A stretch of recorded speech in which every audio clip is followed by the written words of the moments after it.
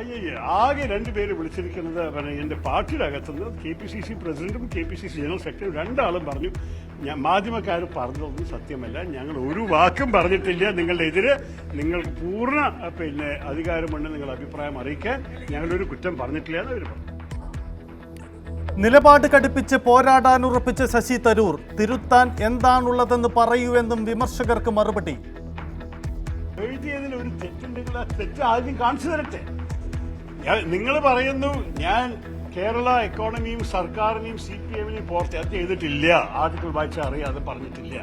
രണ്ടാമത്തത് വേറെ ഏത് മേഖലയെ കുറിച്ച് തൊട്ടിട്ടില്ല, വെറും ഒരു കാര്യം മാത്രം, സ്റ്റാർട്ടപ്പ് ഓൺട്രപ്രനർഷിപ്പിനെ കുറിച്ച് മാത്രമാണ് ഞാൻ എഴുതിയിരിക്കുന്നത്. വർക്കിംഗ് കമ്മിറ്റിയിലിരുന്ന് ഇങ്ങനെ പറയരുതെന്ന് അമർഷം പരസ്യമാക്കിയ MM ഹസൻ. വികസനം കൊണ്ടുവന്നത് കരുണാകരനും ആന്റണിയും. ഉമ്മൻചാണ്ടി കാലത്തെ നേട്ടങ്ങൾ എണ്ണിപ്പറഞ്ഞും PK കുഞ്ഞാലിക്കുട്ടി.